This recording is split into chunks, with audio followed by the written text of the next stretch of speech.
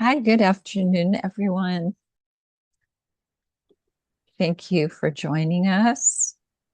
Thank you so much for being here. If you want, take a moment just to put your name where you're logging in from in the chat. It's always fun to see where people are coming in from. And I want to welcome everyone today.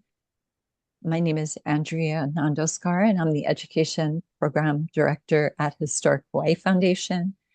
And this is the fourth lecture of the 2026 annual Experts Historic Preservation Lecture Series. The series is curated and co-sponsored by the UH School of Architecture's Historic Preservation Graduate Certificate Program and Historic Hawaii Foundation. This year's theme is Preserving Hawaii's Parks, and today's presenter will speak about the A'ala Park Revitalization Project in Honolulu's Chinatown, sharing both the history of the park and some really interesting and imaginative current efforts to reimagine and reinvigorate the space. Just a note, yes, all of the lectures are being recorded. I try to post them up either later the same day or by tomorrow in both the event webpage and on HHF's YouTube channel. And please do share it with your community. And if you have questions throughout, please type them in the chat. We'll collect them and address as many as we can during the Q&A at the end. If you would be so kind as to take really a very short couple of minutes just to complete the survey at the end that will pop up when you log off. It's very helpful for us. For those who may be new to Historic Hawaii Foundation, we are a statewide nonprofit. We help people save historic places. These are sites that tell the stories of the multi-layered history of Hawaii. We do this through education, advocacy, assistance, and protection of and for historic places. I would now like to introduce our series co-host, Dr. William Chapman, who will say a few words and then introduce today's presenter. We hope you enjoy the lecture. Thank you very much, Andrea. Aloha mai kako. Very nice to have you back. I'm sorry we don't get to see you face to face like in the good old days, but this has actually expanded the range of expanded our reach, so to speak, into a broader community and people who on the continent and elsewhere who can't be with us here in Hawaii. So I want to thank Emily Perry for being with us today. Emily's been with Parks for the People Program Manager. It has been the Parks for the People Program Manager with the Trust for Public Land since 2023. Since joining the Trust, she's managed the growing partnership with the City and County of Honolulu Department of Parks and Recreation for the community-driven partnered project at A'ala Park. Perry has also worked with numerous community partner organizations to host activations and events in the park. Previously, Emily worked with the Community Forestry Program and with the city's DPR Division of Urban Forestry. So she worked with the Community of Urban Forestry beginning in 2019, and she worked to help develop the tree canopy program across the island, of Oahu. Since her time in the city, she's trying to increase the capacity of parks and develop partnerships with community organizations to plant and care for trees and public spaces. And A'ala is a special place for me because about 25 years ago, maybe 30 years ago, I worked on a project with the Japanese Cultural Center about A'ala as a community. And this, of course, is a park that was meant to serve that predominantly Japanese community that is later replaced by the housing projects along A'ala Street. And it was always funny because the people that were owners in A'ala did reasonably well and ended up living in East Honolulu. And we would have our meetings at the Wailai Country Club, which always spoke to their success, I thought. So anyway, without taking any more time away from Emily, thank you again, Emily, for coming. And so the stage is yours, and I'll darken my screen as well. Yeah, thank you for having me and giving me the opportunity to talk a little bit more about A'ala Park. Just for a brief overview of what I'm going to talk about today. Um, I'm going to do a little organization overview about Trust for Public Lands, just to introduce TPL to you folks who may not know.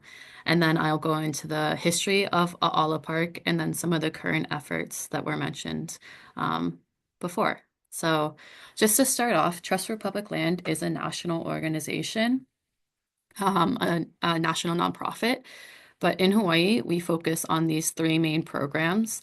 Aloha Aina, which focuses on Hawaiian land stewardship and land back for Hawaiian organizations, as well as Sustainable Hawaii, which is land for food, forests, and water.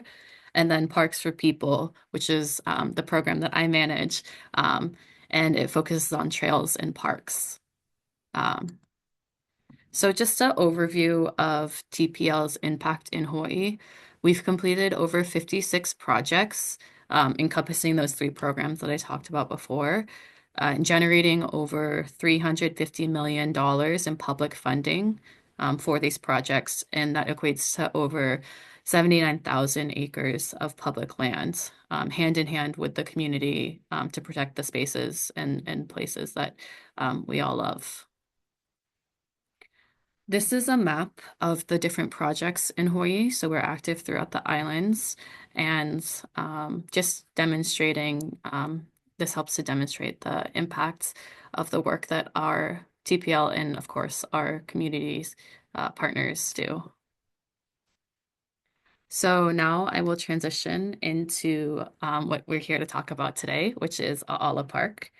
I want to share some of the history of the park, which, of course, I'm able to share for those because of those who collected the stories and researched the history of this place, including Dr. Donna Camfall, who was a lecturer at Windward Community College, who TPL partnered with to research the history of the park and the land, as well as Komuela Ka'apana, who did research, who works for TPL and who has done research through newspaper and archival studies, and the many others who contributed to these efforts.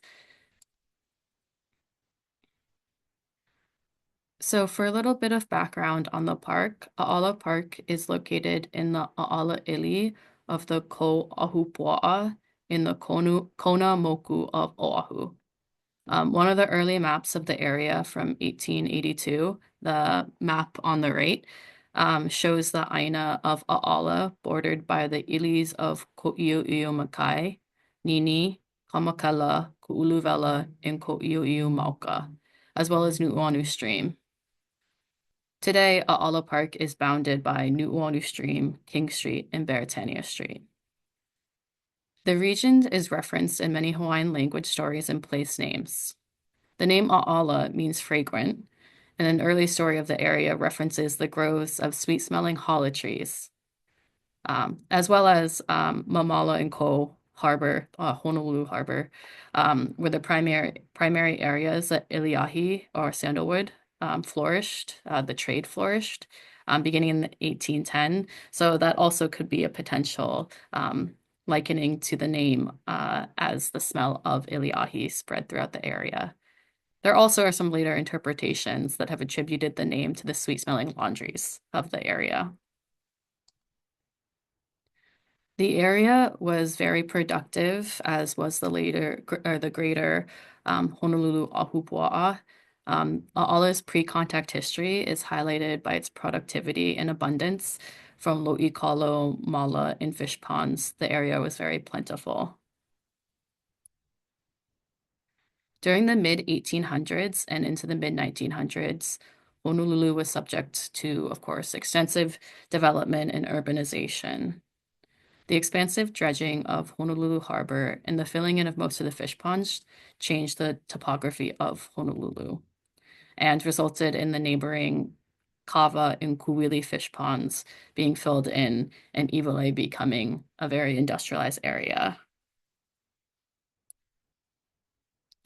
And that was, in particularly the area, was in due part to Oahu Rail and Land Company, which was owned by Benjamin Dillingham, who chartered the uh, ORNL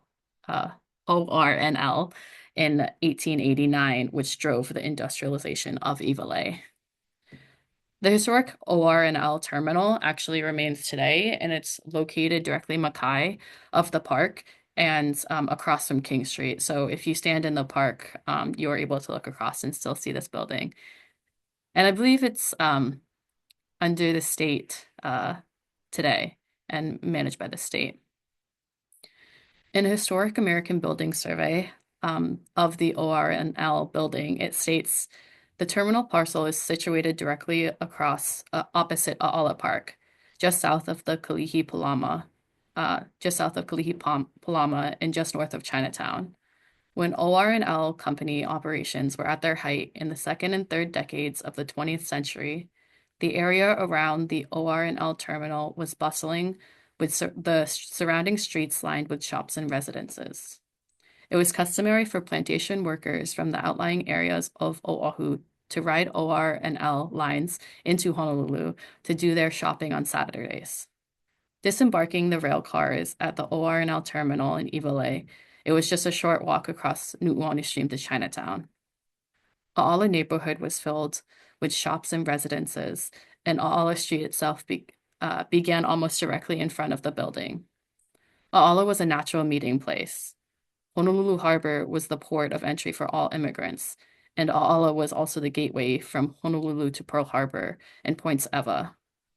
The OR&L train depot was located just across King Street, just across Ivalai. So A'ala Park was the first thing that people from the rural area saw when they came into town on the train, and the last stop for late shopping before going home. And this is a picture of one of the Hawaii Rapid Transit streetcars from the State Archives, and you can see in this upper part here where it says the direction of where the park is going, or the streetcar is going from A'ala Park to Waialae. The report went on to describe the area that the Dillingham-Liliha King Street intersection was the primary route for vehicular traffic, and the HRT, Honolulu Rapid Transit, streetcars and buses passed right there on King Street, and this is great for businesses in the area. Minority groups tended to locate just outside of these areas by the dominant mainstream where they often were not welcomed. And A'ala was a perfect low-rent area. So in the 1920s and 1930s, this place was alive and jumping, flourishing and exciting. The timing was also right because A'ala became the place to congregate, shop, share cultural values, exchange ideas, and feel very comfortable in the process for these groups. Spurred by the OR&L's rail line, the area was set for further development. Ivalai was considered a marshy swamp that was a blight infested with mosquitoes and disease-ridden. In the 1890s, plans began to be laid for this section of Ivalai. And in 1898, the fill project began. By 1899, masonry work to contain Nu'uanu Stream was completed, and the remaining areas were filled with sand and volcanic material. In 1904, A'ala Park was built out of advocacy efforts by the Free Kindergarten and Aid Association. Bounded on one side by Nu'uanu Stream and by Chinatown, with its laundry, shops, slaughterhouses, rail yards, piers, and tenements. And A'ala from there was born.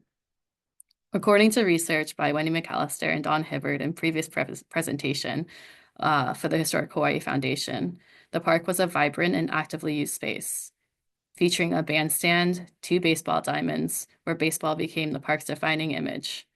Avid fans came out to watch their favorite local teams, which were the Honolulus, the Kamehamehas, the Punahous, the Athletes, and the Maile Alimas. These were the top 5 teams in 1902.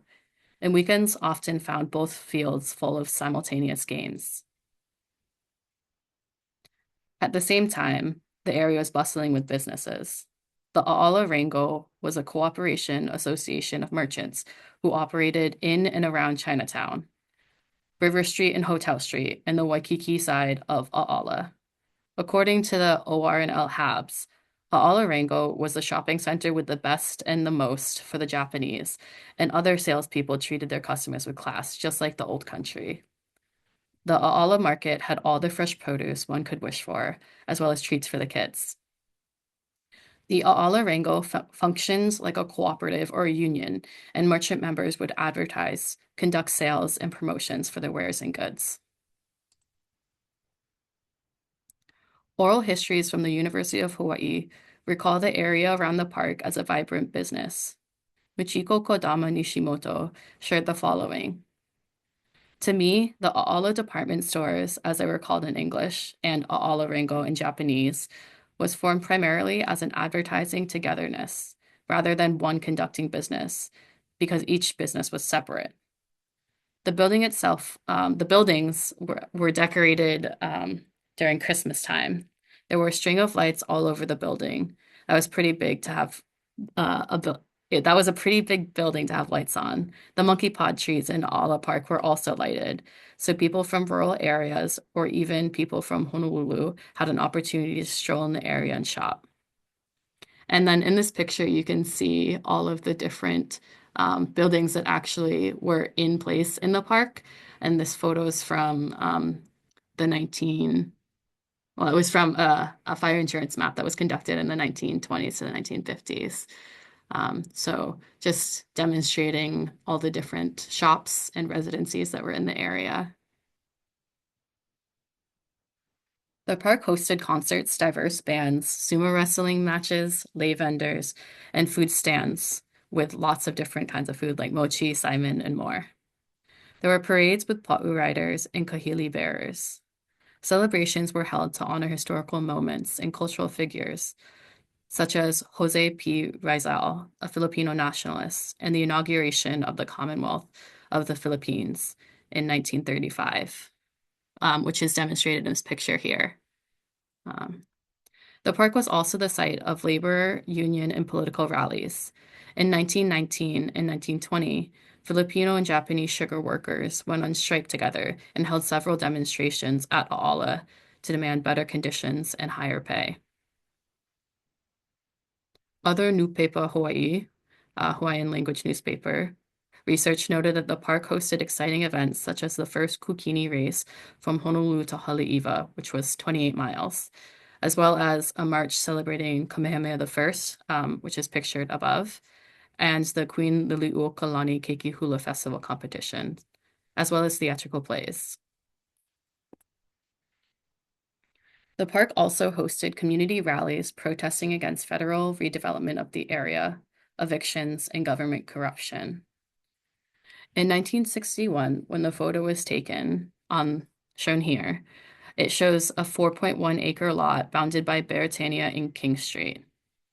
From the 1960s, urban renewal, including the Kukui redevelopment, along with social and political impacts of World War II and impacts of the closure of OR&L rail service, dramatically changed the area surrounding Aala Park.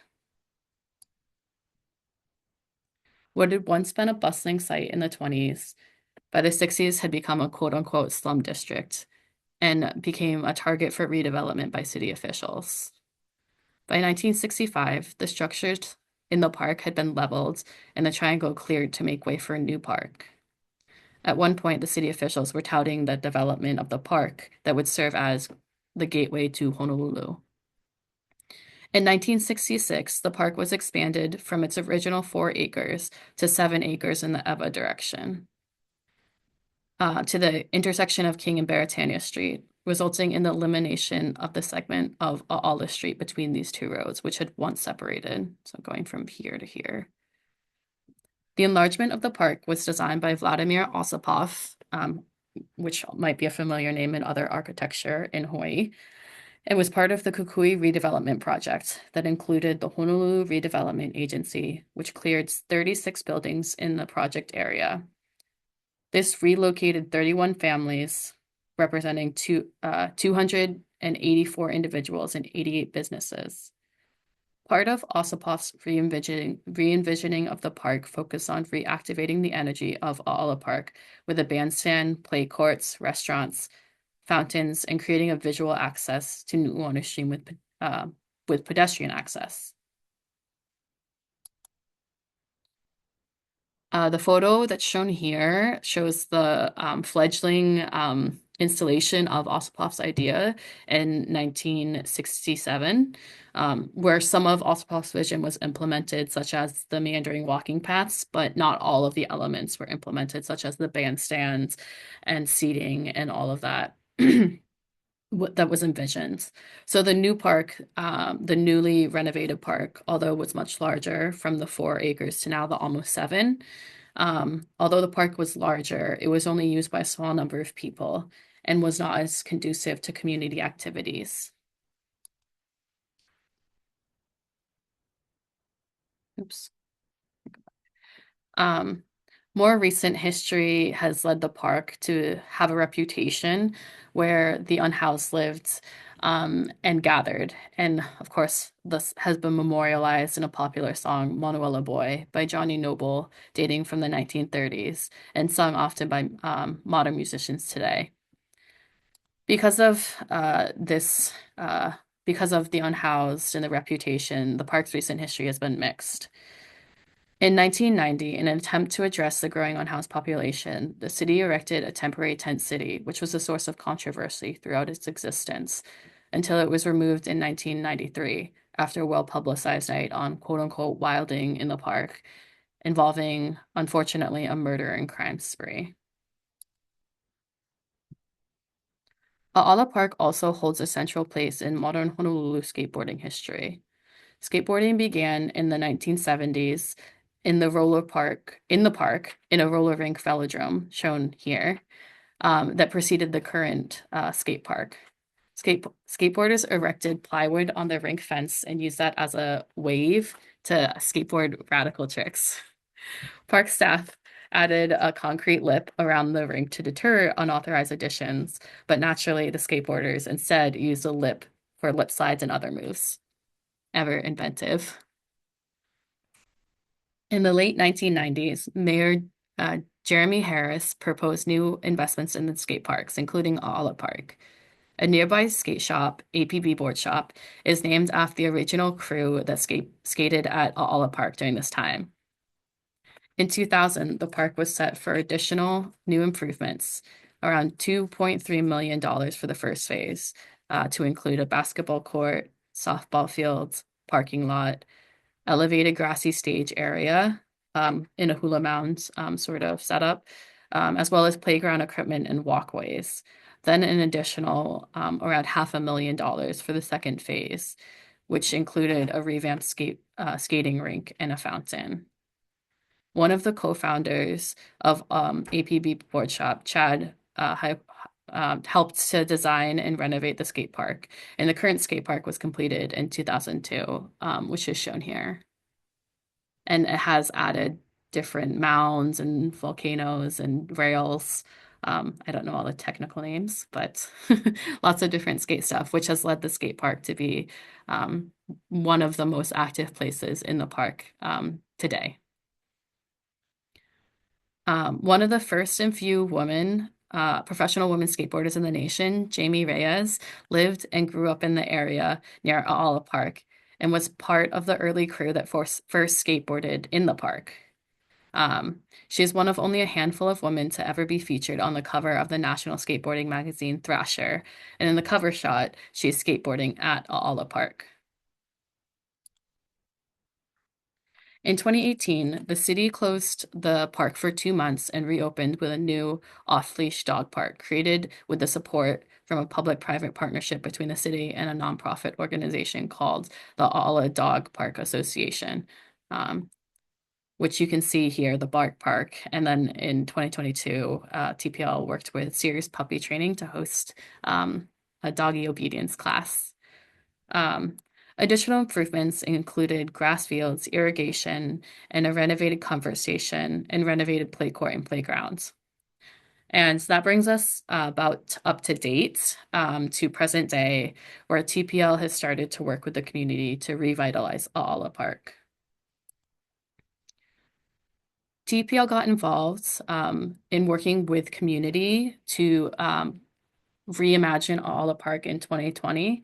And that started with the grassroots efforts, including the research, which some of which I previously went over, including the historical, archival, and newspaper studies, as well as community engagement with over around 1,000 different community members, businesses in the area, nonprofit organizations that serve in the area through listening sessions and surveys to get an idea of people's uh, perceptions of the park in the past, how they see the park today, and also how they want to see the park in the future. All this was culminated into the grassroots community report, which you can see on the right-hand side of the screen. And if you want to learn more about the engagement that was done and also for a little bit deeper dive on the history, there's this QR code that you can scan to go to the report. At the same time, TPO was working with different partner organizations to host diverse and inclusive activities at the park to bring people back into the space. Because of the more recent history in the 90s of the park is often seen as unsafe and unclean by many of the public, and so it's highly underutilized. But in working with partners, we want to reactivate the space and bring people back into Ala Park to celebrate the gathering place that it was historically and still can be. Working with the University of Hawaii Community Design Center, we also developed a proof of concept design. This was over around a dozen different design sessions in late 2022 and 2023 with over 350 participants. This is just some pictures from one of the design sessions where you can see different ways that people were able to engage and envision what could be possible for Ala Park. We had examples of potentially what could be different play apparatuses, tree plantings, and so forth, what could be in the park. And then the people were able to rank their priorities so that we could get a clear idea what the community vision, what their priorities were. I show this slide, which just has some examples of the different activities and events that we have in Ala Park to really demonstrate that once people are in the park and at Ala, they really do enjoy being there and gathering in space. So over here we have some skate lessons, free keiki skate lessons with APV Board Shop. And then these two pictures over here are from Chinatown 808's Chinatown Festival and Parade. As well as we did some quick build installations working with local artists, Sergio Garzon and KS Mural Club, to do some mural installations, tying the murals back to the history of the park and just adding some brightness and color to the park. And then these two photos right here are from an event hosted by Vai Collective, Urban Makahiki, which celebrates Makahiki season, as well as recognizing the many different cultures of the park and of the area. So tying in Chinese, Japanese, Filipino, all the different cultures that represent the people of the area.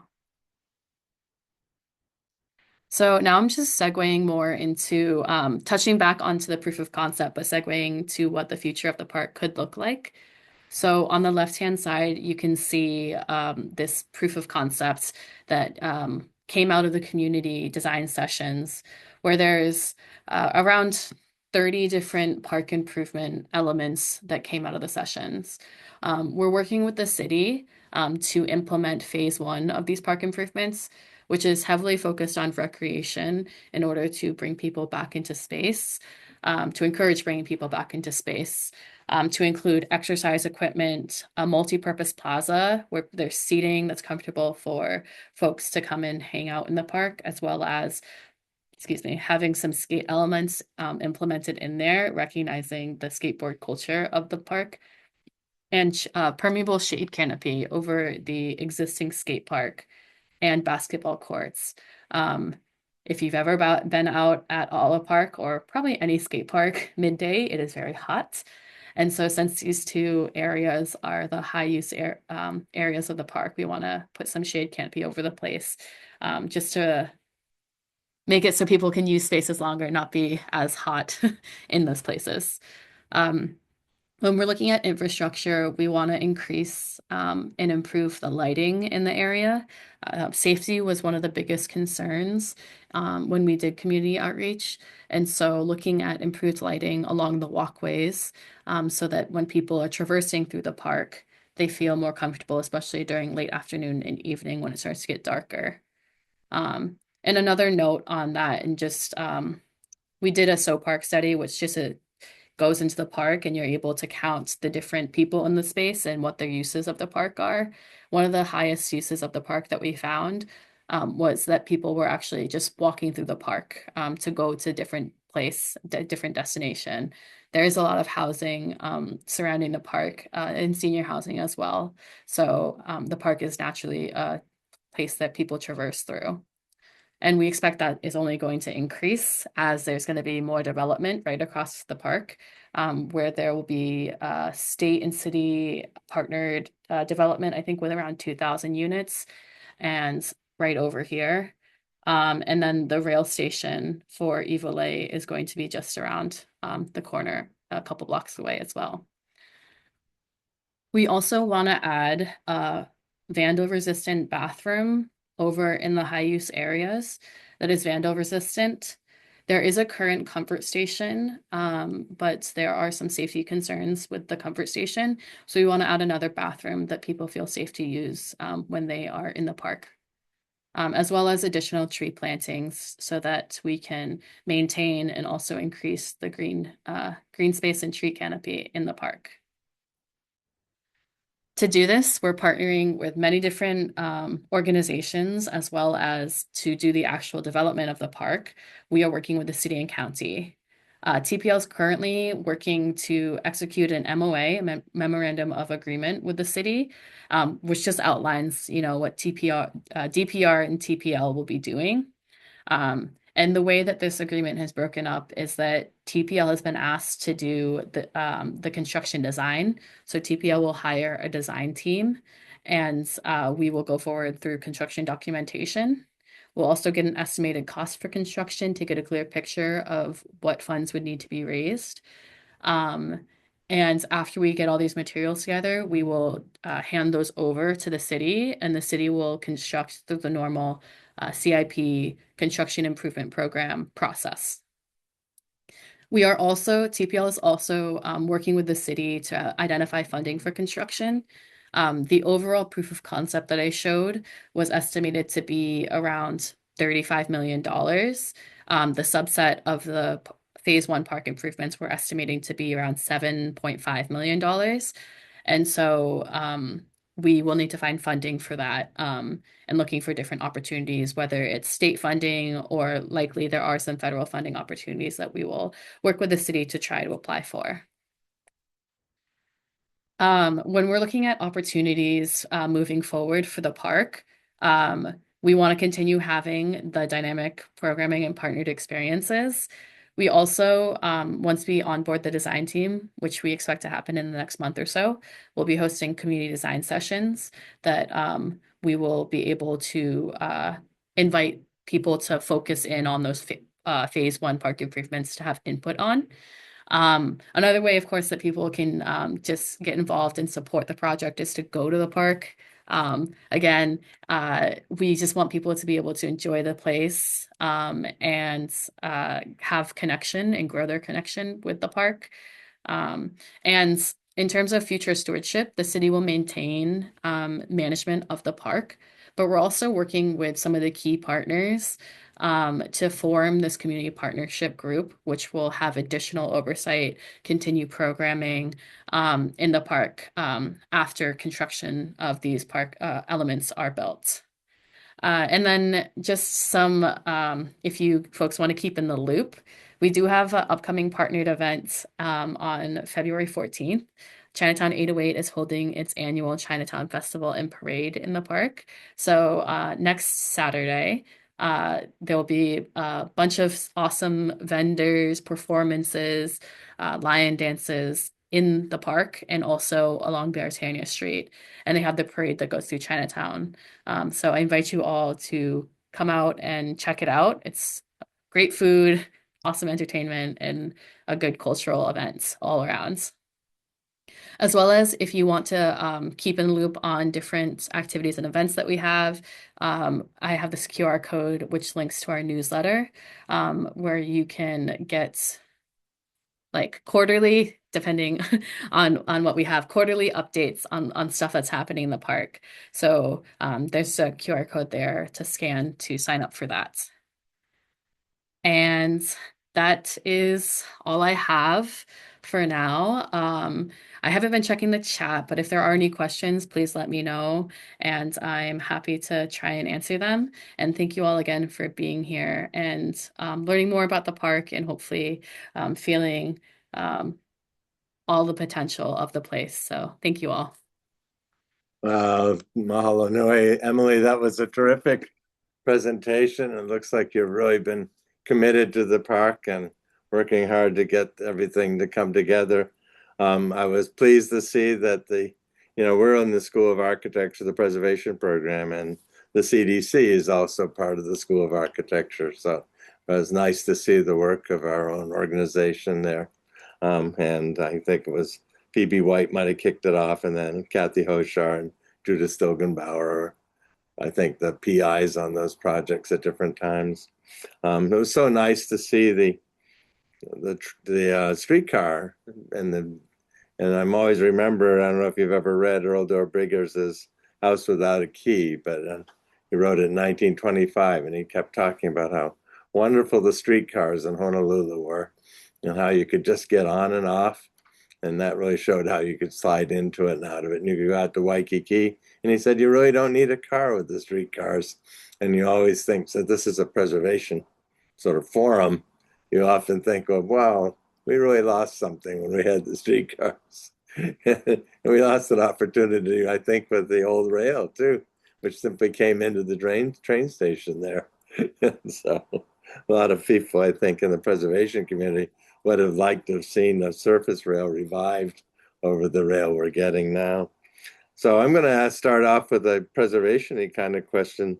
Did you consider, does the CDC project or any of your later planning have any place for kind of historic interpretation in this park? Is that part of the program? Yes, yeah, thank you for that question. And yeah, we definitely want to make sure that the history of the park and the importance of the place is represented. So we're going to go through all of the historic and cultural surveys that are necessary. And we do want to have signage in the park to also include some of the history that I mentioned. So we absolutely want to have that in the place, in the park. I thought it was interesting seeing, that, since the park is on, I think you mentioned it, but it's all on dredged land came out of the new space that out of the mouth of the new Nuuanu stream. And I think Hawaiian Dredging, the Dillingham Corporation, is the one that did all of that. It was interesting to see the retaining wall was the ballast blocks, the Chinese ballast blocks that kind of form the perimeter of the park. And you see them as paving in Chinatown as well. And if anyone ever knows the Dillingham building over on Kapahulu, you'll see them out in front of that modernist building as well. So a nice little piece of Hawaiian history back to the sandalwood trade days. So Andrea has come up with a number of interesting questions ahead of time. So I'm looking at some of the questions generally. And Andrea has put one into the chat.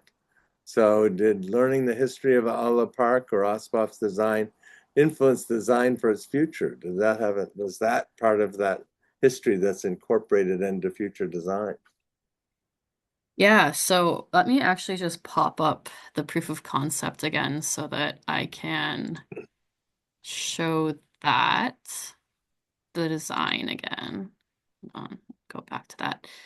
Yeah, so We want to, in terms of Osipov specifically, we're keeping a lot of the meandering paths that he had in the park. Um, One of the things is just widening this pathway, and that's for ease of transit and pedestrian access, as I had talked about. But in terms of other history, there was connection with the Keiki Hula Festival that used to be held in this concept of a hula mound. I believe there's also a hula mound that is up in this area as well. So we are wanting to retain that part of the history and connection to the place. As well as I think even like the species of trees that we worked on with UH is tied to what um, is connected in history, hollow trees and having that the Aala come potentially from the fragrance of the hollow trees, wanting to have some connection of that in the park. Um, yeah, it is interesting because the park has gone through these different phases and it's gone through development. And so some of that has been lost, but wanting to reincorporate that as we look towards the future of the park. Some of the skate elements that I mentioned, connecting to that part of the history. Uh, yeah. That's interesting and a good question, Andrea.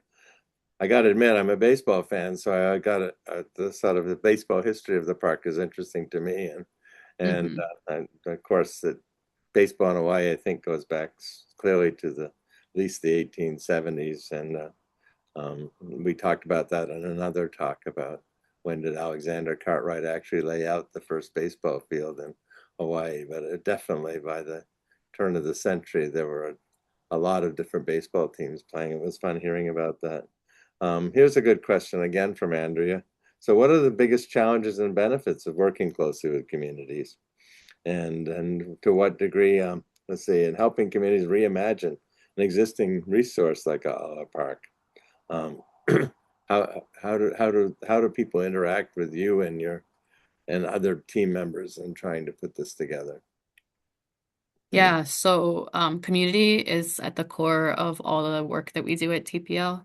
So you can see through the different ways that we've interacted through the grassroots community engagement, through the community design process. And when we get the design team, we'll also have community design sessions to focus in on those phase one park improvements. So we want this park to be really driven by the community and those who live and work and play in the area, as they are the ones who, will be getting the benefits and using the park in the highest way. Um, I think something that we have throughout the process and just working with the city process and understanding getting funding allocated and everything like that, we just want to also have expectations set for the community because it's super great to get all these awesome ideas, but it does take time. And so that's something that we just have been working with as well. And I think yeah, but of course, we want to have the community involved, and they're the ones who are re-envisioning the park, really, not TPL. We got a kind of interesting question in the chat from Holly Robinette.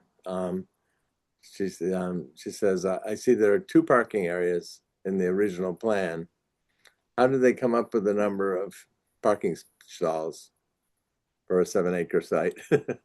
That is a good question. Yeah, so in the upper section of the park, sorry, I don't want to I'll pop it up just so that a visual, not me to share and reshare too much. But in this upper portion of the park, number three is parking. And so that had kind of been due to the fact that in the original concept, there was a community center planned to be over here. Um, that has shifted a little bit after talking with the city because of the other development in the area that I mentioned. There's additional housing and mixed use state office buildings that will be put in place across from the street. The city has expressed that they don't want to further develop Ala Park in the hardscape and they want to retain it as a green space. So this parking was originally for the community center, but the city has said they don't want the community center in the park anymore, and maybe having an alternative center somewhere else. So that's what the idea was for this was for. But of course, when we have events and programs, everyone is always asking where to park. Um, there is a small, I think it's like 20 stall parking lot that is an existing parking lot by the skate park, but it fills up quickly. Um, they did put in meters on the Eva side of the parking lot to try and deter people who would, since it's free parking by Chinatown, park there all day, and there wouldn't be any parking for the park users. So they put in meters on this side to deter that. Um, but yeah, I think there is municipal parking that's in the area as well that we often encourage people to go to when we have events and programs. Sorry, I don't I, know if that answers the question, but hopefully. well, I think that helps a lot. I'm curious. Someone else asked about this too. Do we know anything about this, the unsheltered people that were living in the park and where they ended up? I mean, do we know who they are specifically, not just as, anonymously unhoused people, but where Mhm. do we know where they've gone to live since they've been moved out of the park, or are they moved back in the park to some degree? Yeah, so there are some folks who are still in living in the park. I think it's a lot less than what people think of in terms of like the 90s and early 2000s. Um, there are still some folks who live in the park, and as part of the process, we understand that they are part of the community, and we don't want to displace anyone in the means of trying to get this work done. So we are very aware of the unhoused as part of the community for Ala Park. We do work with different social service organizations that are in the area, like IHS and those who are in the Kukui Center just across the street to try and encourage folks to get resources for housing. Um, Unfortunately, there are some times where there are times where people are just moved around to different areas. I don't know where people who have lived in the park previously are now. I think that's maybe in flux. Um, but yeah, we are very aware of that community and that they also are part of the Ala community. There's a notice in the chat from Malia at the UH Hamilton Library collection, and she has jurisdiction over the Ossipoff drawings, but she wanted to point out that UH Manoa also has the a number of Francis Haar photographs of connected to the area, which are a useful resource. So I guess people doing research in the future.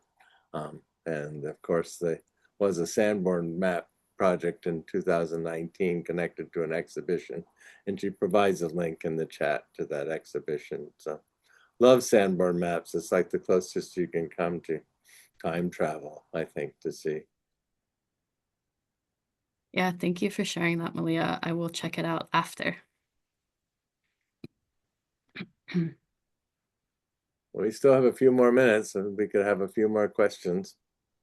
I'll try to keep up the patter somehow, but we must have some people out there that want to say something more.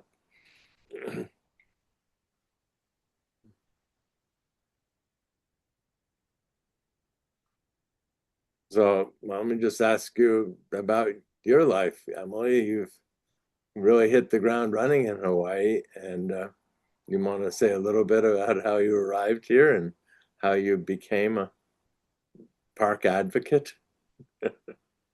Sure.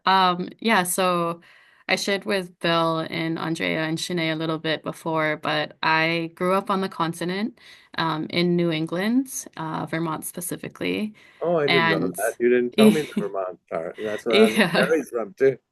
Oh, really?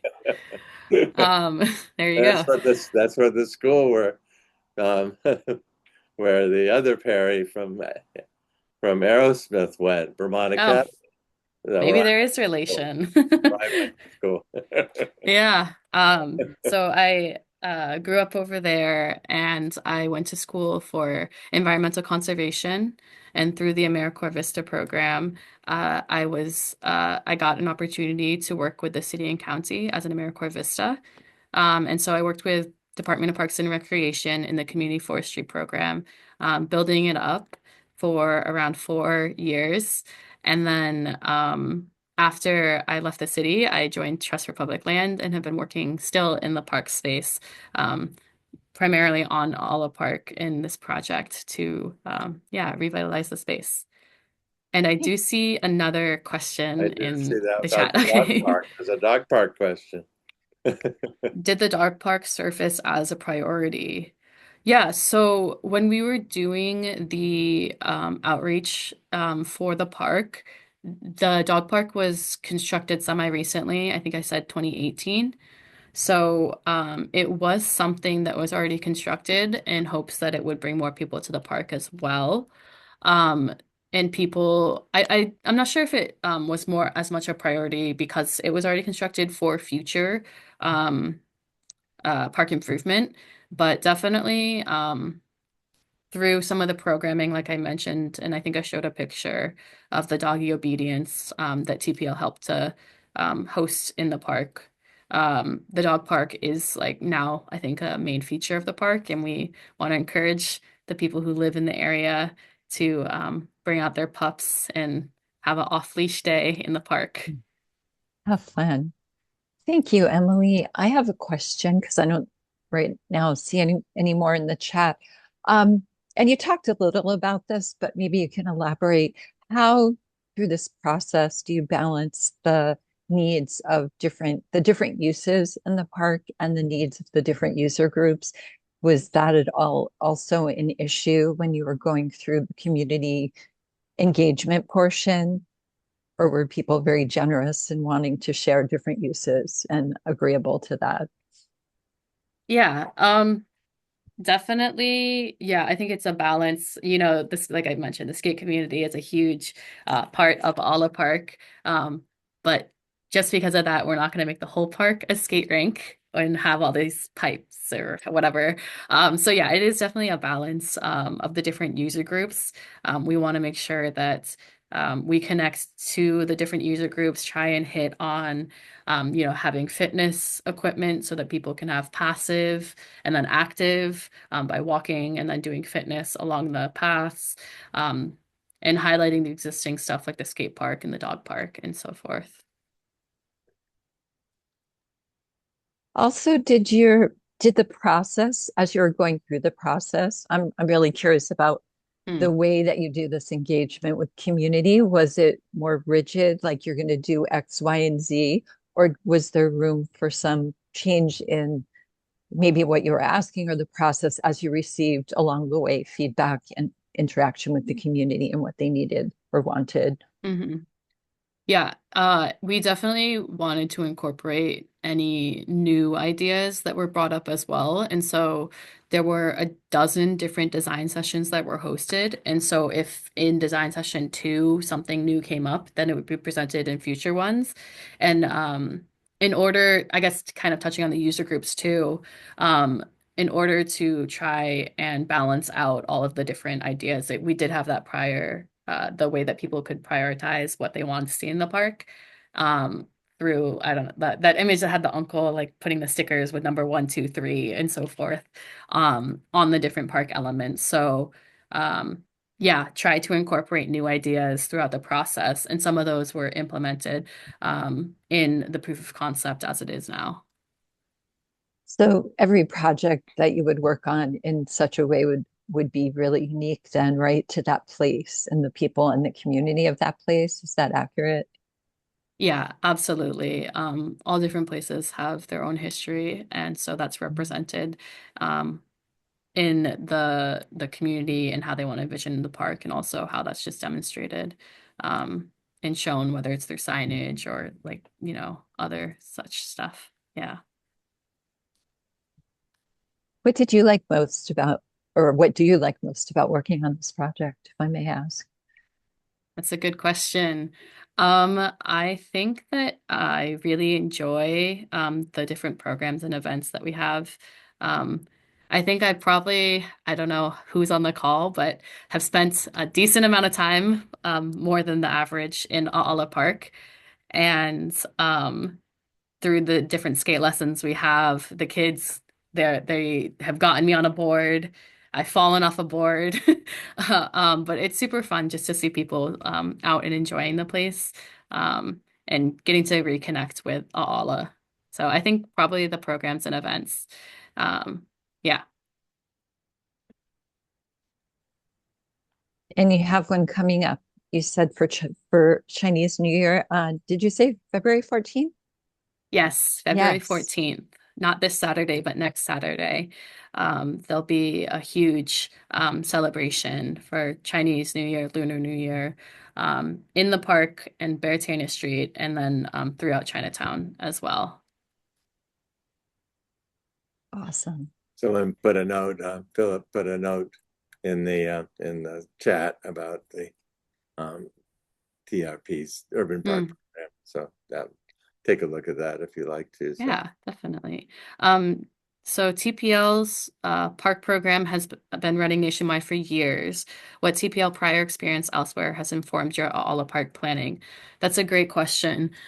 So yeah, like TPL, as I briefly mentioned, and I didn't get into the broader organization on the nationwide scale. But yeah, the park program has been running for decades across the nation. And so we did try to use a lot of the structure of those different park projects to guide Ala Park. Um, in terms of like the community engagement, as well as we do have, I'm fortunate enough to have awesome counterparts and coworkers on the continent who are able to help out and give guidance, since Ala Park is the first project that TPL has worked on in Hawaii. So we try to pull a lot from that expertise, from the landscape architect side to the community engagement side and so forth. we still have a couple more minutes. I might as well throw in a question. So what are the kind of water needs of a park like this? And is that a big consideration for its future? Can you repeat that? What are the kinds of water? Water Oh, needs? water needs. Okay. Yeah. So the park is irrigated in the main grassy area that used to be one of the baseball fields. Um, that is just to city standards where they water however many times a day. I think in the original plans, there was an idea for a splash pad to help with cooling and to have like that sort of activation in the park. But in talking with the city on maintenance and then also water use, I do not think that's going to be implemented. Just as we take a look at conserving water and having stuff that, yeah, um, doesn't have high water use. And then we're also working with the Department of Planning and Permitting as we look at Nu'uanu Stream and having that waterway and long-term planning for potential stormwater retention, and other elements that might be incorporated as we just go through the designing as well. Has this, I'm sure this has had some impact on the types of trees you anticipate using as well. Does that alter what Hmm. you think you might want to use based on sort of having more drought tolerant trees, or and how do you reconcile that with wanting to honor the kind of more historic treatment of the Good landscape? question. Yeah. So we planted three trees, Lonomea, so native Hawaiian soapberry, a few years ago now. And so it's like, yeah, I guess it is the balance between having species that are able to survive and thrive in the conditions. But once you have Lonomea, once it's established, and we would look for other trees that would have similar conditions. Once they're established, after a first couple of years of doing watering, um, they're able to you know be okay and grow in somewhat drought tolerant conditions. So we definitely be looking towards that when we look at planting species. And we have American Savings Bank is across the way, and they are an awesome supporter and sponsor of a lot of great events in the park. And they actually had a team member that was helping to water the trees for a year or so to make sure that they survived. So that was in collaboration with ASB and then also Department of Parks and Recreation, Urban Forestry. Emily, thank you so much. Thank you, Bill, for your facilitation. It was I great, want to and your thank you. questions. Thank you. I want to I thank know. you. Let me do my spiel, and then Yeah, we'll you do let you yours. close us out. Uh-huh. Um, yeah, Emily, it's fantastic. It's so exciting and inspiring. And thank you for sharing his book, the history and the current efforts. And we look forward to seeing the progression as it moves into the phase of implementation. And I want to thank everyone for joining us today. We hope you enjoyed this wonderful presentation. I would like to thank my colleague, Sinead Kamaka Wiwole, who's been providing technical support. And just a reminder that we will be continuing the series next week, Wednesday, February 11th at noon. We will hear from Summer Roper and Anna-Kilea Hubner, who will be presenting on the Civilian Conservation Corps at Hawaii Volcanoes National Park. And it will examine both the park's broader historical and environmental significance, highlight the CCC camp, and include a preview of an amazing interactive story map that they put together. And also just offer a layered look at how people, policy, and place have shaped one of Hawaii's really significant parks. We encourage you to sign up for the HHF newsletter, e-newsletter if you haven't, and to stay up to date. And please consider supporting our work and TPL's work by donating. And I will say thank you and pass it to Bill for the closing words. Wow, thank Mahalo you, nui. Andrea. Yeah, I just didn't want to forget to get my thank you in. Emily, excellent talk. I see that you've lost your Vermont accent. I pretty much have too, but I can do it if I have to, you know. And Summer Roper, our presenter next week, is a graduate of the Historic Preservation Certificate Program. So it's nice to see one of our alums returning to give a talk at the expert series. So anyway, thank you again, Emily. Thank you, everybody, for coming. This remains a great series in either its 40th or 39th year. So thank you. Mahalo, everyone. Ahui ho. Ahui. Thank you, You. Emily. See you next week.